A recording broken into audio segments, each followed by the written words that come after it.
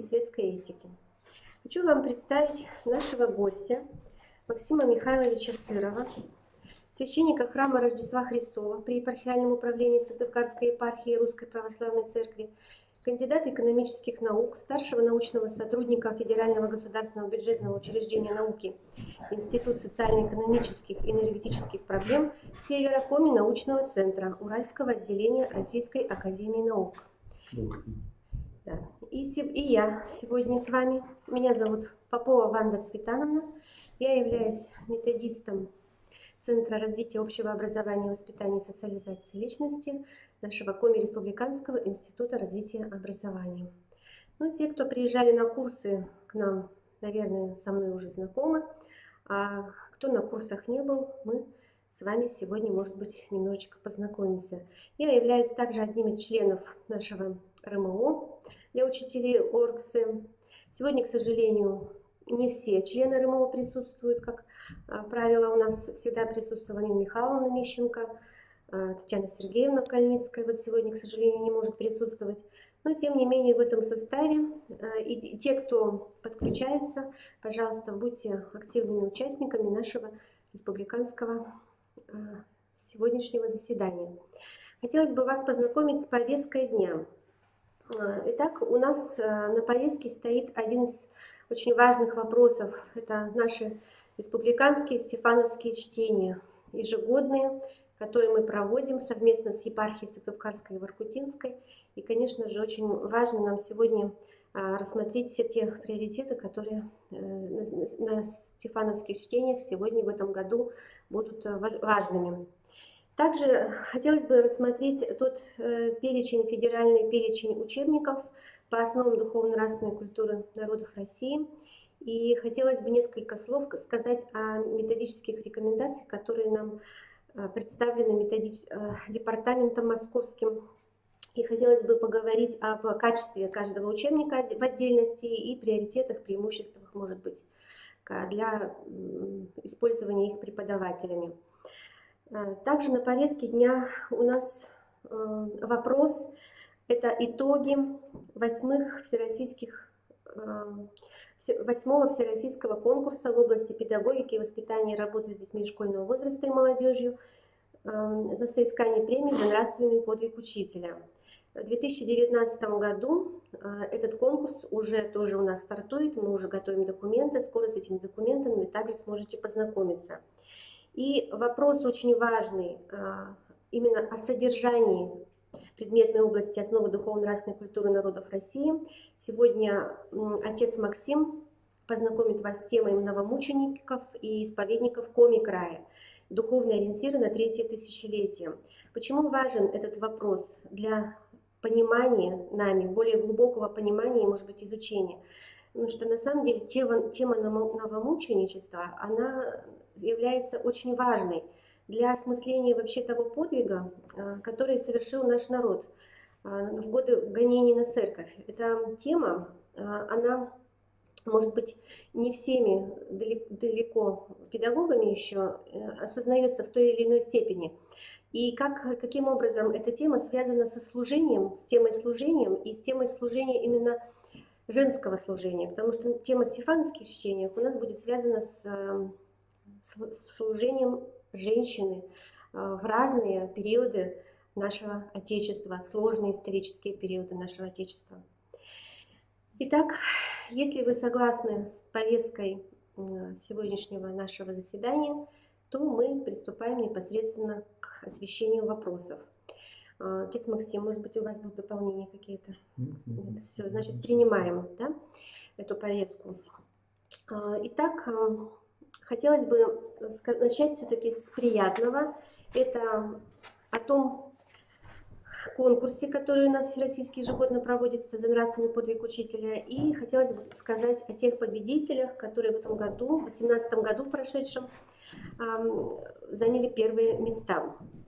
Итак, дипломом первой степени и денежной премией в размере 10 тысяч рублей победителя конкурса Целищеву Евдокию Георгиевну, директора детского центра развития ребенка детского сада 112 города Сыктывкара, за победу в номинации за организацию духовно-нравственного воспитания в рамках образовательной организации. Дипломом второй степени денежной премии в размере 5000 рублей победителя конкурса Холодыреву Ольгу Николаевну, учителя русского языка и литературы, школа номер 18 города Ухта, за работу, которая называется «Авторская программа. Ратники 21 века. Программа формирования базовых национальных ценностей учащихся 5-9 классов средствами предмета русский язык» и номинация «Лучшая программа духовно-нравственного и гражданско-патриотического воспитания детей и молодежи». Диплом второй степени и денежная премия в размере 5000 рублей победителю конкурса Петуховой Наталье Валерьевне, учителю истории и обществознания школы поселка Визендор Сысольского района, методическая разработка учебных занятий по модулю «Духовное краеведение Коми края». Номинация «Лучшая методическая разработка по предметам основы религиозных культур и светской этики». Дипломом третьей степени и денежной премией 5000 рублей победителя конкурса Рыбину Людмилу Ивановну, учителя русского языка и литературы, школы номер 12 имени Олега Кошевого, города Сыктывкара, в слове «Правда. Методические разработки серии занятий по русскому языку». Диплом третьей степени в денежной премии 5000 рублей победителю конкурса Герасимову Любовь Степановну, учителя русского языка и литературы, школа номер 4 с углубленным изучением предметов города Усинск. Видеопроект и разработка «Храм Воскресения Христова. Жемчужина популярного города». Номинация «Лучший образовательный издательский проект года». Диплом третьей степени и денежная премия 2500 рублей победителю конкурса Царук Жанне Александровне и заместителю директора по воспитательной работе, и 2500 рублей Шароновой Тамаре Александровне, учителю истории и обществознания, школа поселка Воевож Сосногорского района, с программой комплексных мероприятий по гражданско-патриотическому воспитанию «Духовность. Источник воспитания» и номинация «Лучшая программа духовно-нравственного гражданско-патриотического воспитания детей и молодежи». Также такой приказ о том, чтобы направить вышеперечисленные 6 работ победителей для участия в межрегиональном этапе конкурса в Северо-Западном федеральном округе.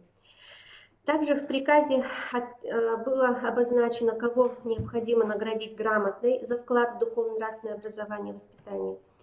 Данный приказ размещен на сайте нашего института в разделе «Конкурсы для образовательных организаций».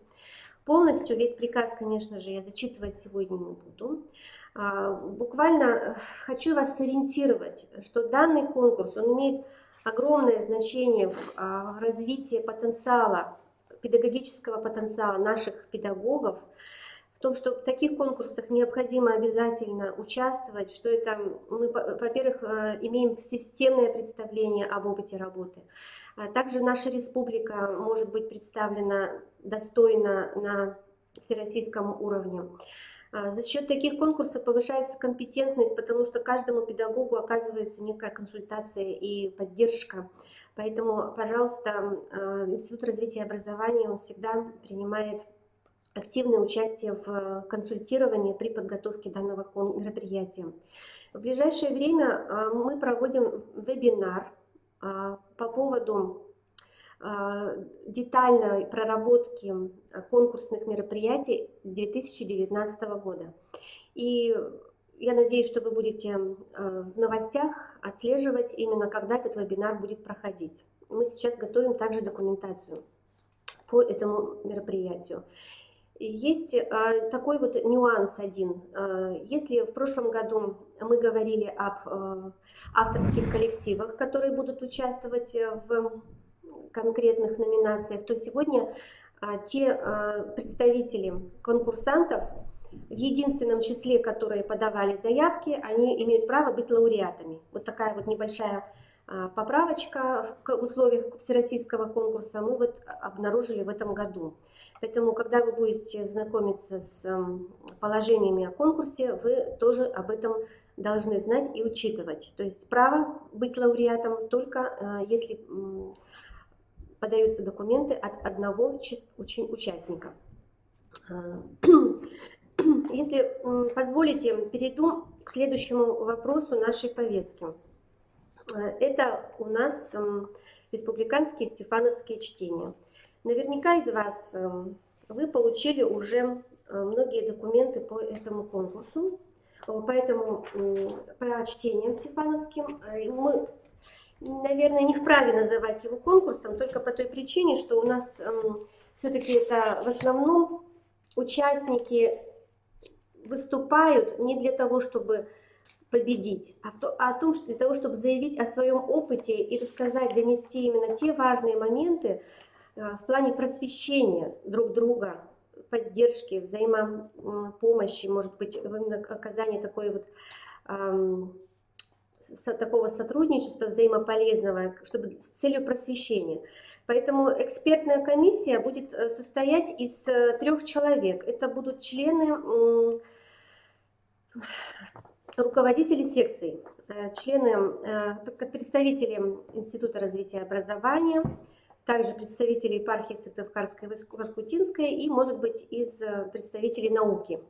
Эта экспертная группа, она непосредственно на месте будет проводить экспертизу участников, всех тех, кто будет выступать, и тот, кто заявился. И заранее мы материалы, конечно же, будем отсматривать. Тем не менее, по факту дипломами будут награждаться 1, 2, 3 место. Это участники, которые будут участвовать в очном этапе. В соответствии с приказом от 14 января 2019 года Министерство образования, науки и молодежной политики Республики Коми, Институт развития образования Сыктывкарской и Воркутинской епархии, Министерство национальной политики Республики Коми, Домом дружбы народа 12 февраля 2019 года проводит республиканские детские и юношеские образовательные стефановские чтения. Тема чтений посвящена в 2019 году женскому подвигу в истории России и Республики Коми. Чтения проходят по следующим направлениям. Святые и великие жены как пример для подражания. К участию приглашаются обучающиеся всех типов образовательных организаций в возрасте с 12 до 23 лет. Следующая номинация – «Женщины и репрессии» как образец стойкости в период драматических событий XX века. К участию приглашаются обучающиеся общеобразовательных организаций всех типов в возрасте от 17 до 23 лет. Роль женщины в образовании и воспитании. К участию приглашаются педагоги образовательных организаций всех типов. Опыт проектной деятельности в рамках изучения комплексного учебного курса «Основы религиозной культуры, светской этики и предметной области основы духовно-нравственной культуры народов России». К участию приглашаются обучающиеся с 9 до 13 лет. Участие и сроки проведения, указанные в порядке проведения чтений, республиканских детских и юношеских образовательных чтений, указаны в информационном письме. По итогам проведения чтений материалы будут публиковаться, размещаться на сайте «Открытое образование Республики Коми». До 4 февраля мы ждем от вас все заявки. То есть не обязательно присылать сразу текст докладов. Мы, самое главное, должны увидеть конкретно тех людей, которые хотят выступать. Если это будут заранее присланы сообщения, доклады, это будет только плюсом. Но если вы не успеете до 4 февраля их оформить, в этом нет ничего страшного. Поэтому мы предлагаем, самое главное, это заполнить заявку. И заявка в этом году заполняется либо для участия очного, либо с выступлением, либо просто для участия. Ну, то есть можно прийти, послушать и, может быть, принять участие в следующем году. То есть как бы тоже цель такая просветительская, образовательная и, может быть, даже подготовительная. Мы планируем на каждой секции не очень большое количество докладов. Ну, примерно от 6 до 10, не более.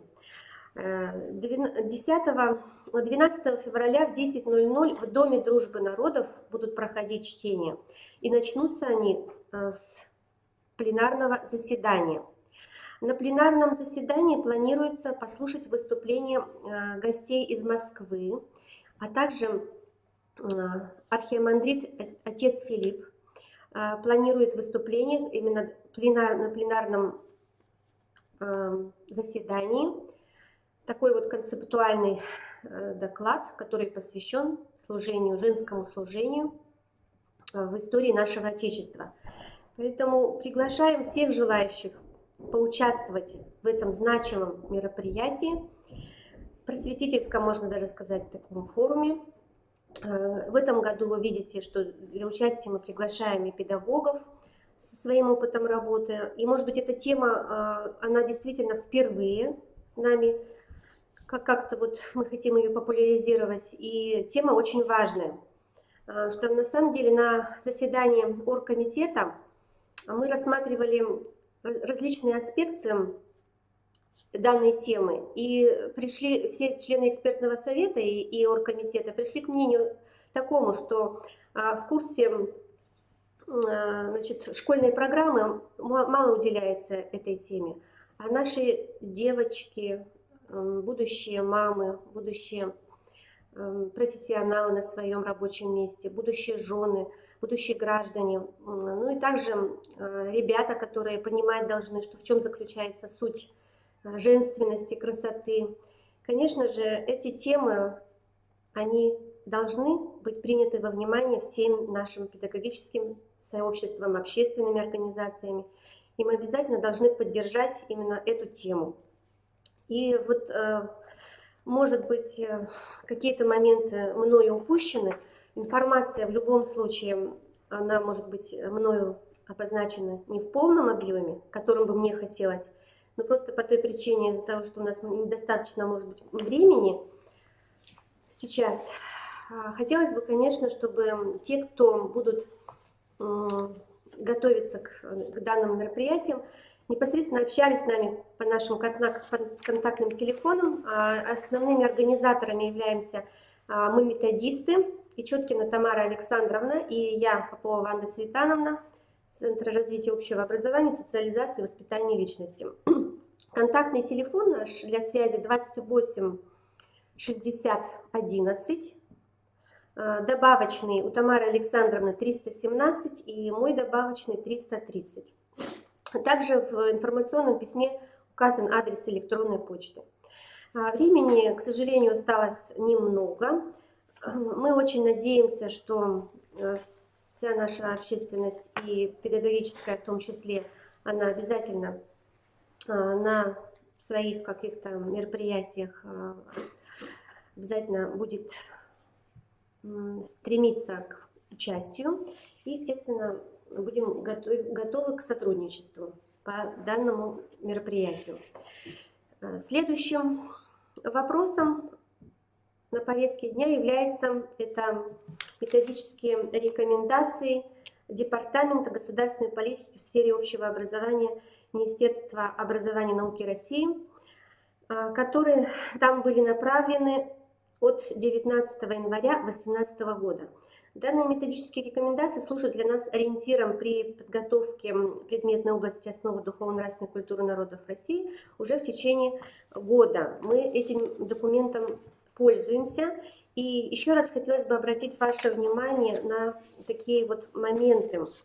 Чаще всего задаются вопросы по поводу, каким образом должна реализовываться данная область. С учетом конституционной нормы о светском характере государства, светский характер образования в государственной и муниципальной школе также предусматривает взаимную организационную правовую независимость религиозных организаций и государственных или муниципальных образовательных организаций, что также не препятствует их взаимодействию и сотрудничеству в сфере образования в интересах участников образовательных отношений, прежде всего обучающихся. Равно как взаимная независимость органов государственной власти и местного самоуправления и религиозных организаций не препятствует их взаимодействию во всех сферах общественной жизни. Вот данный пункт, он является для нас очень важным, так как очень часто возникают вопросы о том, что якобы священники не допускаются в образовательной организации для освещения тех или иных вопросов. Вот на основании данных методических рекомендаций мы делаем вывод о том, что такое сотрудничество, оно должно быть. Также мы говорим о том, что возможно привлекать представителей религиозных организаций к учебно-методическому обеспечению модулей курса ОРГСЭ, учебных предметов. Конечно же, на уровне образовательной организации это именно обеспечение может быть неурочной деятельности, потому что каждая область, если мы говорим об основе духовно-нравственной культуры народов России, она реализуется за счет внеурочной деятельности, за счет рабочей программы определенного предмета, а также может быть самостоятельно разработана как предмет. И 3 этих способа реализации курса, они друг друга дополняют, но не исключают. И именно при привлечении представителей религиозных организаций в неурочную деятельность, она более подходящей является для того, чтобы это сотрудничество осуществлялось. Ну, часто возникающие вопросы – это ставятся ли отметки. И вот в данных методических рекомендациях говорится о том, что если образовательная организация реализовала не менее 64 часов за 2 учебных года именно в учебном плане основной школы, то таким образом по усмотрению общеобразовательной организации итоговая отметка может быть выставлена в аттестате за 9 класс. То есть просим обратить ваше внимание на данный аспект, что даже отметка может быть, это тоже тем фактором стимулирования ребенка к изучению данной области. И следующий документ, с которым я хочу вас познакомить, это федеральный перечень учебников, рекомендуемых к использованию в реализации имеющихся государственную аккредитацию образовательных программ начального общего, основного общего и среднего общего образования. В данном случае наша область основы духовно-нравственной культуры народов России, она может быть на любой ступени образования реализована. И те учебники, которые сегодня, тех авторов, которые есть в перечне, я хочу их вот именно о них сказать.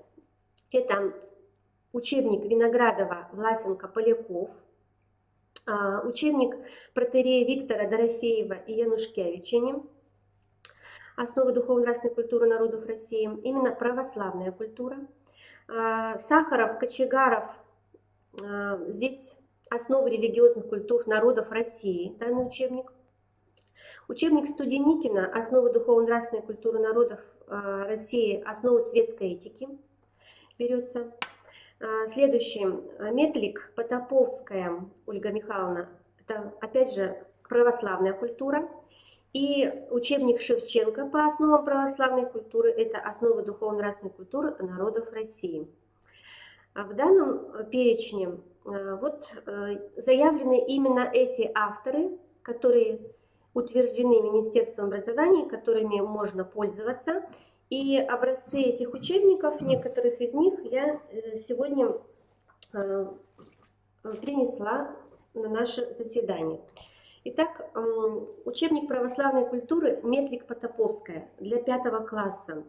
Данное пособие, данный учебник имеет свои, конечно, преимущества, имеет некоторые, может быть, даже, я бы сказала, и недостатки. Как и каждый учебник, попытавшись их проанализировать, сделала некоторые для себя выводы. В данном учебнике больше знаниевый уровень восприятия при поднесении материала. И что значит знаниевый? Это хотелось бы в этом учебнике больше заданий для осмысления вообще нравственных ценностей. Для чего именно православная культура в жизни человека? Для чего она нужна? Как она может помочь человеку вот в отношении с ближними и так далее. Вот, то есть какое-то осмысление нравственных отношений хотелось бы, вот, может быть, более явно увидеть вот, в содержании этого учебника. Учебник «Основы православной культуры», автор Бородина, имеет такой вот системный подход к обучению. Используются авторские тексты, литературные произведения, стихотворения. И задания очень, мне кажется, такие, именно с точки зрения возраста ребенка, очень доступные и понятные. Ключевая тема – это, конечно, защита Отечества, это тема подвига и героизма. На мой взгляд, учебник достаточно приемлем. Учебник «Основы православной культуры», автор Янушкевичини, протоиерей Виктор Дорофеев и Васечка. В данном учебнике, на мой взгляд, дается такое вот системное понимание православной культуры для учеников 4-х. И вот в данном случае я держу еще учебник Янушкевичини тоже и протоиерея Виктора Дорофеева. Это тоже основа православной культуры, но уже для 6-го класса. И данные авторы, они помогают именно увидеть основной смысл регулирования нравственных отношений в жизни ребенка вот такого вот именно подросткового периода взросления. И в 6-м классе не только исторические какие-то факты, история святых дана, но и даются такие реальные истории из жизни, в которых говорится действительно о несении подвига человеком, христианином. И вот на простой истории одной любви, казалось бы, историческая справка дается, но до глубины души меня, например, тронула история Маргариты Нарышкиной и Александра Тучкова, который был генералом во время войны 1812 года, войны с французами. В то время, конечно, нами больше как-то вот придается забвению, нежели история Великой Отечественной войны, а история нашей победы с Наполеоном, это, конечно, особая история и особое служение женщины, которая действительно была замужем за своим любимым человеком всего 6 лет, и 40 лет она несла подвиг монашеского служения. Именно храм Христа Спасителя стал памятником, который был посвящен всем тем пострадавшим людям именно в войне с Наполеоном. И каким образом храм Христа Спасителя стал памятником? То есть он вместил в себя вот ту историю, ту трагедию, ту победу, высочайший подвиг нашего народа, нашего служения. То есть это не просто памятник архитектуры, а вот когда читаешь этот текст, понимаешь и осмысливаешь, насколько каждое сооружение, оно не само по себе исторический какой-то вот памятник, а именно возможность понять глубже историю своего Отечества, подвига наших людей, служения, героизма, любви к ближнему. И вот, казалось бы, история одной любви, но преподносится авторами чрезвычайно глубоко и не оставляет быть равнодушным. Я думаю, что это основной момент в преподавании основ православной культуры. Не просто факты, а именно понимание глубины событий и глубины человеческого служения и подвига. И также у нас есть такой вот учебник «Основы духовно-нравственной культуры народов России», автор Виноградова. Изучив данный учебник, есть, конечно, определенное достоинство в том, что изучается культура разных народов, проживающих на территории Российской Федерации. Очень много различных сказок, таких вот народов, проживающих на территории Российской Федерации, как, например, немцы, буряты. Ну, может быть, даже здесь меньше говорится о коми-народе, но тем не менее вот культурологический подход к преподаванию, он заключается в том, чтобы как можно больше узнать обо всем на свете. Очень много новых терминов, которые, к сожалению, может быть, не могут быть восприняты учениками 5 класса. Для того, чтобы воспринять эти термины, нужно иметь уже определенный опыт в области религиоведения.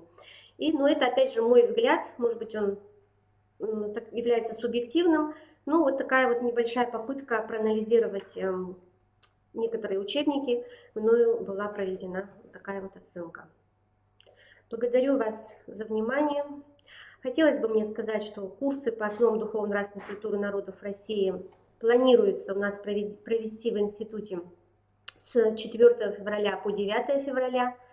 К сожалению, с набором группы у нас пока проблемы, несмотря на то, что в методических рекомендациях Департамента Министерства образования говорится о том, что преподавать данную область имеет специалист, прошедший специальную переподготовку, как повышение квалификации в объеме 144 часов. Но тем не менее, вот данный модуль мы планируем на 36 часов, а проблема остается в реальной нашей действительности. Ну и для освещения следующего вопроса передаю слово отцу Максиму. Благодарю. Добрый день, дорогие друзья, коллеги.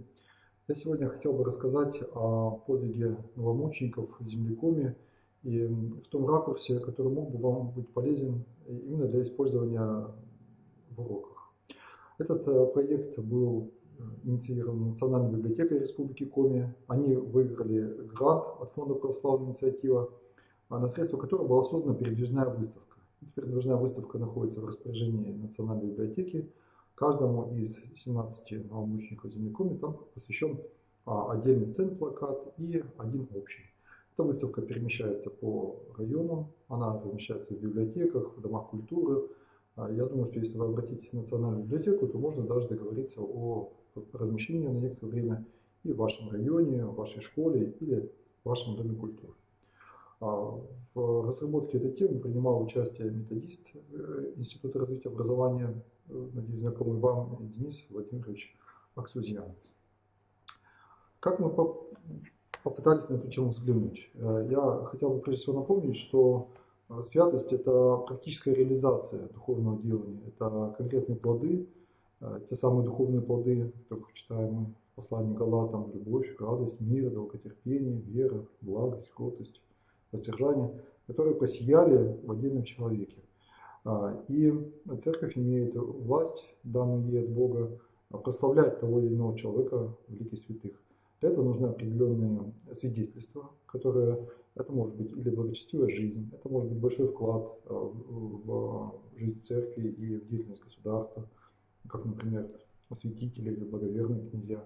Это может быть монашеский подвиг, это многочисленная группа преподобных. Это может быть подвиг юродства, это святые, которые прославлены как блаженные. Это святые, которые занимались просветительской деятельностью, то есть несением света Христовой веры, это апостолы и равноапостольные. И, конечно, одна из самых многочисленных групп святых – это мученики. Всего в Республике Коми в годы гонений, в 30-е годы 20 века, пострадали и прославлены в лике святых около 90 человек. Из них, по представлению Сыктывкарской епархии, прославлены 17. И именно их мы и называем чаще всего новомученики Коми земли. Напомню, что у нас всего 21 святой на Коми земле. Из них первые 4 это святители: Стефан, Герасим, Петерин и Иона, это 14-15 век. И вот после них 17 человек, которые практически все пострадали в 1937 году. Только один из новомучеников, Дмитрий Спасский, был убит в 1918 году, все остальные казнены в 1937, причем достаточно короткий промежуток времени, август-сентябрь, вот именно в эти 2 месяца. Что это было за время? Это было время, когда из Москвы по регионам спускалась в буквальном смысле цифровая разнарядка. Сколько человек нужно арестовать, сколько нужно отправить в лагеря и сколько нужно казнить. Эти разнарядки выполнялись, и наверх шли рапорта о том, что план выполнен. Иногда в этих рапортах была просьба дать дополнительные цифры. Всего за годы вот этого большого террора, это 37-й, частично 38-й года, пострадали по стране, по России порядка 1,5 миллиона человек, из которых примерно половина были подвергнуты именно смертной казни. Вы сейчас видите на презентации фотографии тюрьмы НКВД, которая находится в городе Сыктывкаре, совсем недалеко, кстати, от центра, от Стефановской площади, буквально в нескольких 100 метрах. Так выглядят примерно камеры. Вот в этой тюрьме также проходили допросы. По официальным данным расстрелов здесь не было, но что было на самом деле сейчас сложно сказать. Итак, Как мы предлагаем, с какой точки зрения мы предлагаем посмотреть на жизнь святых новомучеников? Об их биографической стороне их жизни написано очень много. Есть, вот, например, одно из последних изданий, это вот такая книга «Новомученики, исповедники в Землекоме просиявшие», ее можно найти в библиотеках, может и в ваших личных библиотеках она есть. Она есть в епархии, можно обратиться, можно воспользоваться ей. Есть издания прежних лет, есть хорошие статьи Натальи Прокофьевой на сайте православия.ру. Это современное исследование, она сама ездила по этим районам, встречалась с теми людьми, которые знают этих, можно сказать, героев нашей веры. Есть исследования других авторов, в том числе вот касательно святителя Германа Ряшенцева.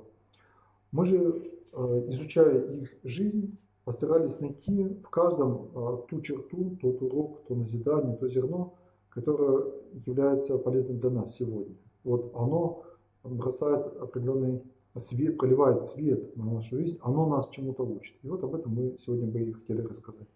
Мне кажется, и можно было бы урок настроить таким образом, то есть рассматривая житие святого, можно было бы кратко рассказать о его биографии, о сути мученического подвига, и, конечно, извлечь уроки для нас сегодня. И не обязательно только из его кончины, а из его жизни, из его слов, из его проповеди, из его семейной жизни. Вот чему мы могли бы научиться, познакомясь с ним. Например, святитель Герман Ряшенцев, единственный святитель, то есть епископ среди вот этих 17 имен, выдающийся проповедник, очень образованный человек, сохранилось его эпистолярное наследие, то есть его переписка.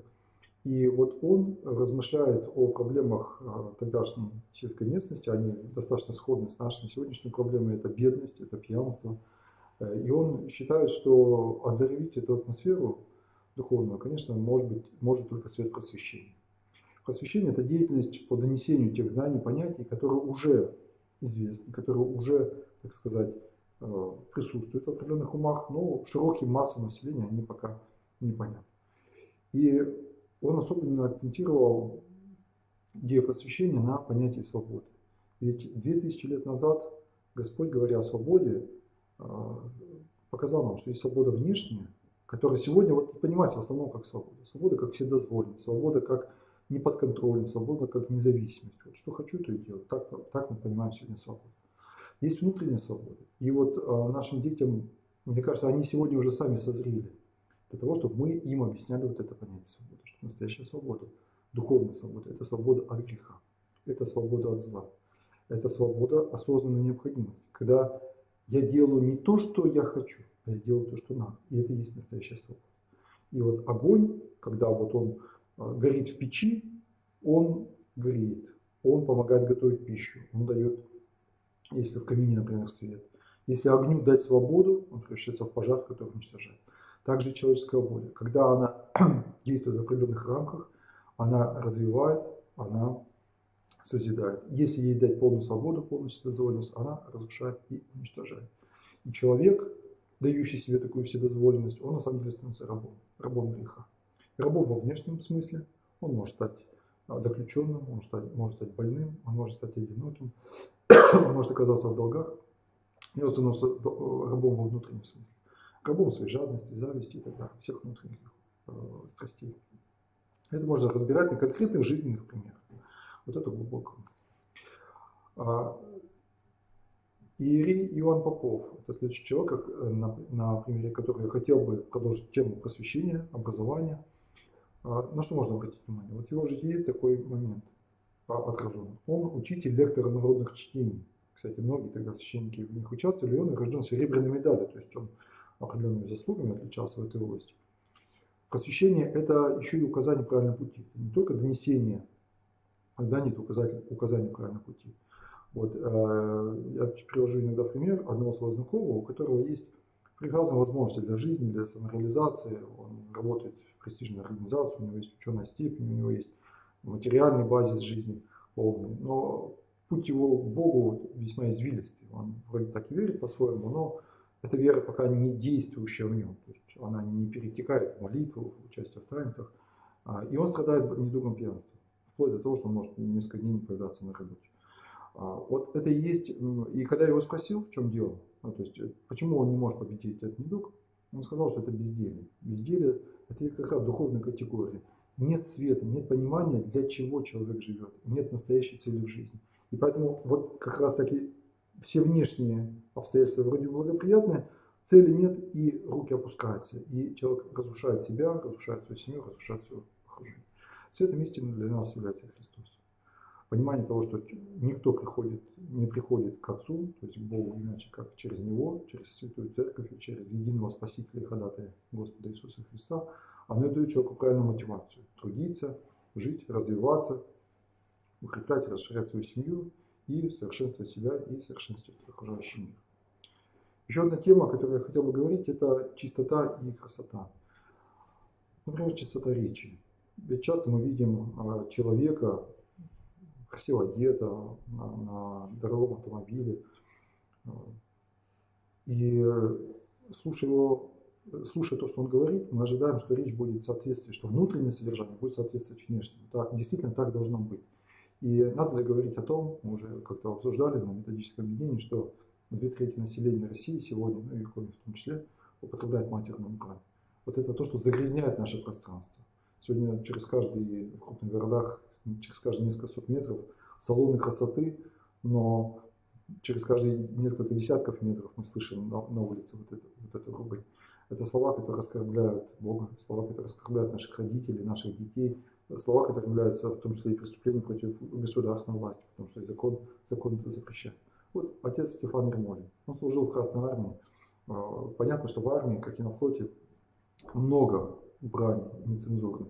А для священника дар слова, а он стал священником уже после службы в армии, это особый дар, потому что словом строятся отношения, словом созидается дружба, любовь, словом совершается таинство, крещение, покаяние. И само таинство священства тоже совершается словом епископа. Словом налагается прещение, словом снимается прещение, словом дается благословение. Все духовные вещи так или иначе проявляются через слово. И вот, пожалуйста, целый материал для разговора о важности слова и о недопустимости матерной брани. Вот еще человек, у которого сохранилась фотография, и не знаю, как вам, мне лично, даже уже по фотографии кажется, что человек действительно красив. Вот какая-то легкая улыбка, такая красота внутренняя, духовная светится на его лице.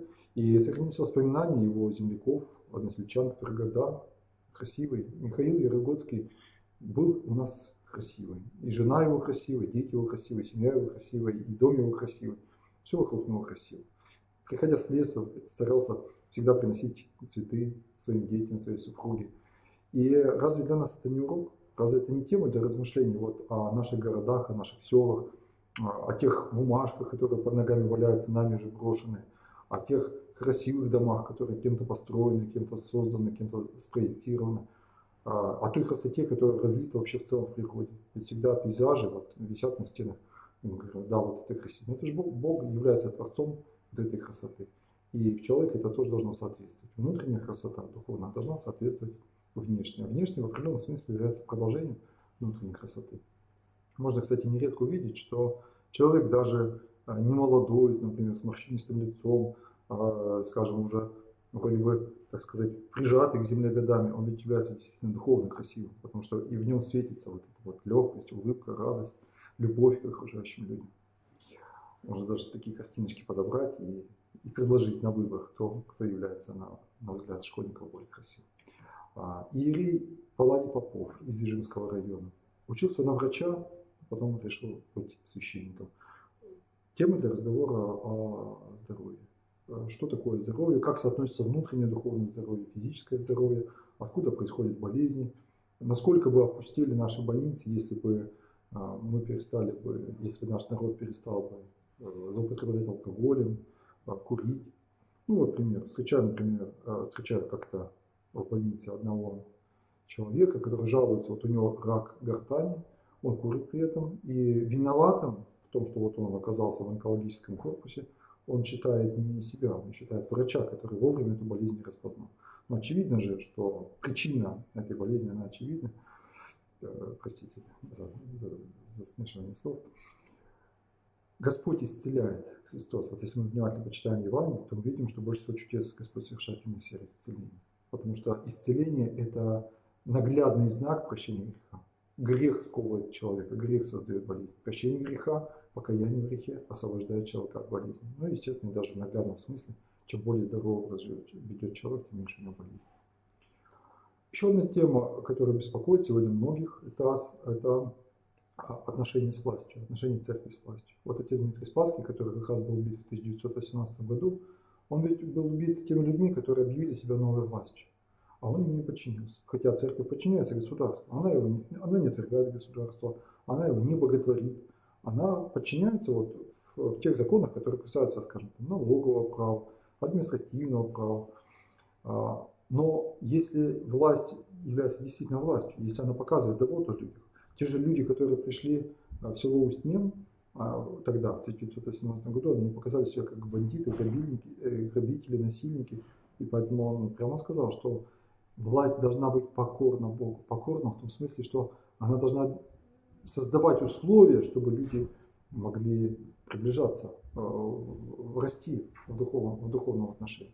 За это он пострадал, за это он был предан мученической кончине, за эти правильные обличительные слова. Отец Всеволод Потемкинский из села Симакова.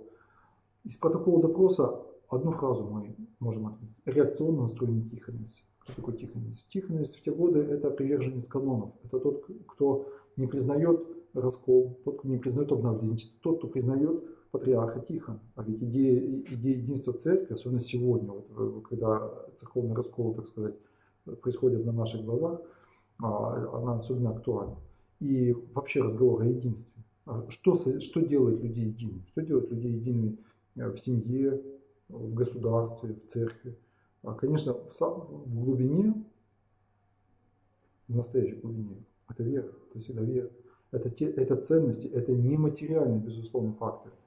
Это те духовные ценности, те принципы, те нормы поведения, те упования, если хотите, которые людей соединяют. Переходя к разговору о семье, вспомним священника Николая Доброумова из Усть-Куломского района. Тогда на 1000 браков приходилось 1-2 развода, сегодня на 1000 браков приходится порядка 700 разводов. Как бы он посмотрел на это? Он, который нес подвиг воздержания, который, будучи в браке, нес подвиг супружеского целомудрия. О том, что, как бы он посмотрел на то, что каждый 4-й ребенок сегодня воспитывается в неполной семье, что не осуждают сегодня добрачные связи, сожительства и так далее. Вот, пожалуйста, почва для разговора о том, что брак это тоже богоустановленный союз мужчины и женщины, что Бог сочетал того человека, не разлучает, что есть божественная тайна в любом супружестве. Отец Григорий Бронников, живя в Уссысольске, в столичном богатом городе, переходит служить на место отца в далекий Удовский район, в село Сёльпы.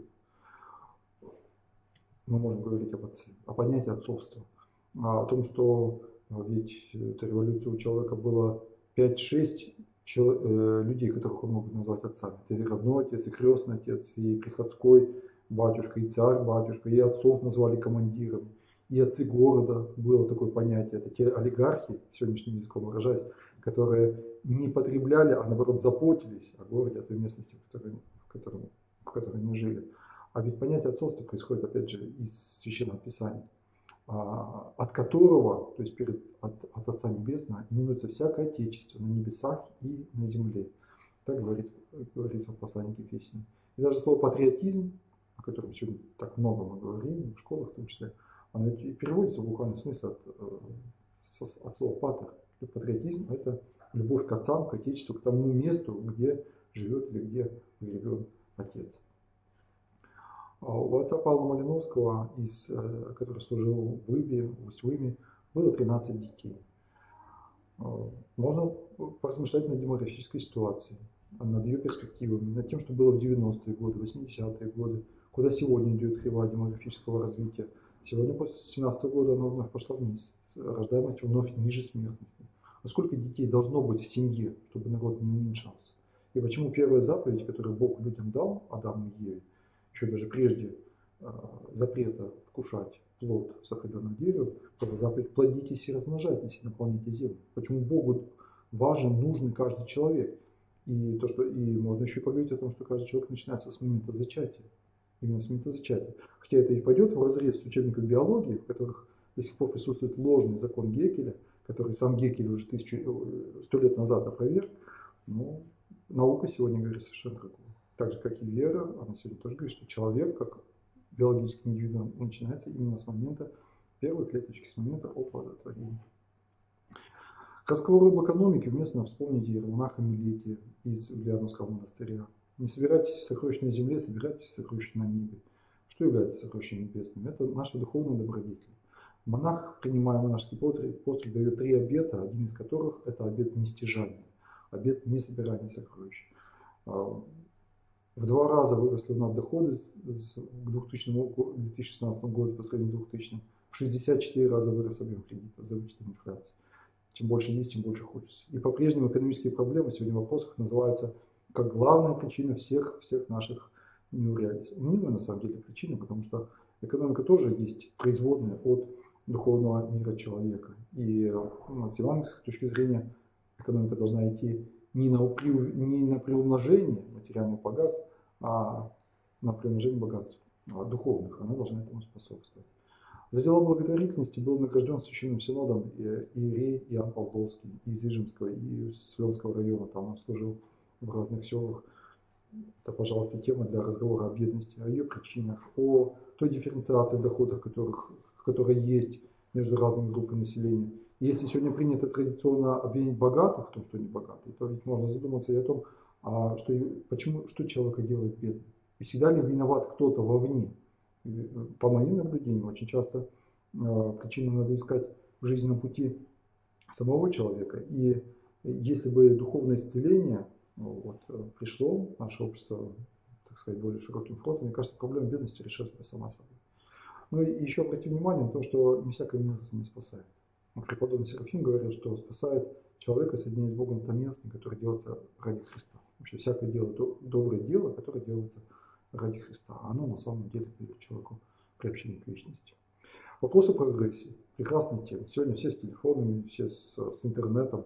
И даже исходя из того, что я, например, тоже не чужд этих новинок, это говорит о том, что они не являются ни добром, ни злом. Весь вопрос, как ты ими пользуешься. Есть и за, есть и против. И плюсы есть в прогрессе, есть и минусы. И какой должна быть наука? Какой должна быть техника? Она должна служить преображению человека. Она тоже должна показывать путь в праведную землю. И Господь ведь об этом тоже говорит. Ищите прежде Царство Божие и правда Его, и это все предложится вам. Мы не говорим о том, что нравственность не нужна или наука не нужна. Мы говорим о том, что является первостепенным, а что является второстепенным. Первостепенным является душа, первостепенным является отношения. А второстепенным, то, что приложится само собой, являются эти вопросы, так сказать, внешней инфраструктуры бытия человека. Можно поговорить и на тему труда, трудолюбия. Вот, например, размышляя над жизнью отца Николая Шумкова. Его обвиняли в неуплате налогов, невыполнении мясопоставок, то, что он высказывался против принудительного труда, против колхозов. И расстреляли-то его, собственно, за это. Господь ведь тоже не отменяет трудолюбие. 4-я заповедь: 6 дней работы и все дела в них делай. Вот обратим внимание именно на первую часть вот этой заповеди. Это заповедь о трудолюбии. И посмотрим сегодня на наши разваливающиеся подчас колхозы, совхозы, созданные в тот период. Вот то, что создано без Божьего благословения, ведь оно часто так и получается результат плачевный. Оно не долговечно, оно разрушается. А то, что строится ради Бога, оно строится на века. И каждый человек должен трудиться. И трудясь, он не только себя обеспечивает, так сказать, хлебом насущным, он созидает самого себя. Он преображает, совершенствует свою душу. И последняя тема, о которой я хотел поговорить, это о немощи человеческой силе Божьей. Единственная женщина из 17 новомучеников, исповедников в Землякове просиявших, монахиня Елизавета, каким благородством наполнен ее ответ следователя, записанный в протоколе допроса, что виновная себя ни в чем не считаю, от дачи показаний о своей деятельности против существующего порядка отказываюсь. И можно поразмышлять вообще на темой женственности, когда она перекликается с нынешним стефановским чтением, о том, что Бог избрал не мудрых мира, чтобы посрамить мудрых, немощных мира избрал Бог, чтобы посрамить сильных. есть, когда человек величается, когда человек считает себя сильным, всемогущим, ну, силой оружия, то Бог прославляет это. А в смирении, в немощи сила Божья совершается. Мученик Ефимий Кочев, его, кстати, много потомков его живет среди нас. Его внук – это герой Николая Плесник, который под огнем форсировал реку. Он защищал, мученик Ефимий защищал любимый храм от поругания в селе Вильгард.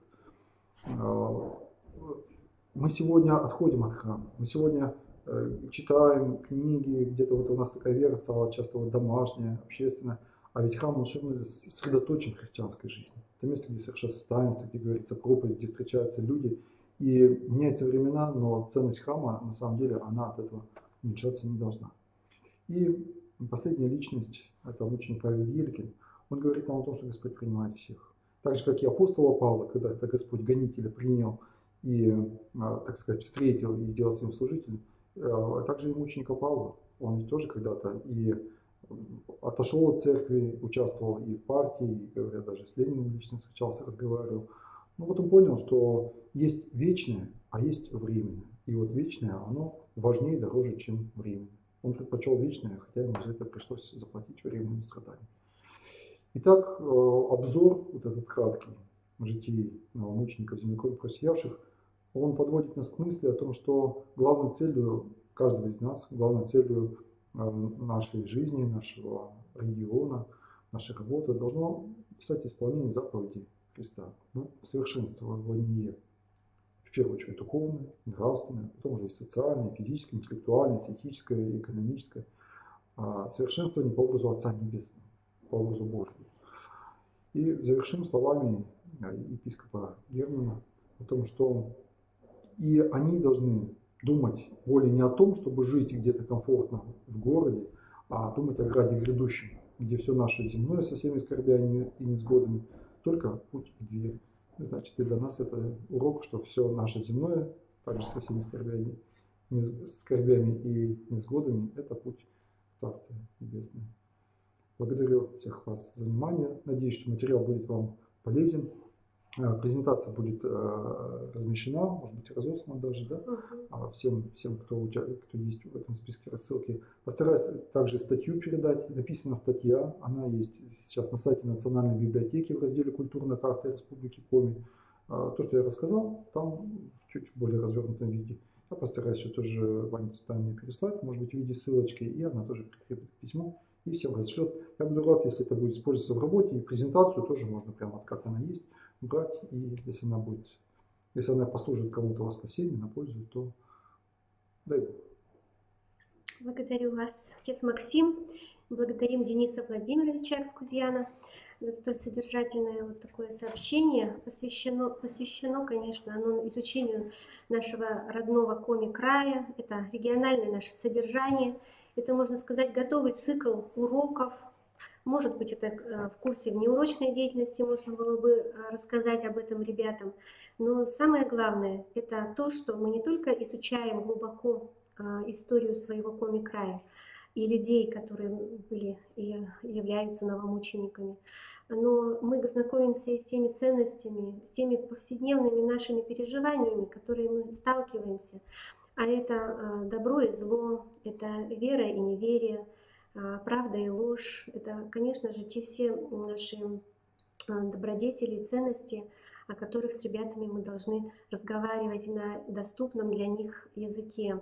И вот эти примеры, они могут как раз служить для нас таким ориентиром, чтобы очень легко, просто вошло понимание в сознание и душу ребенка.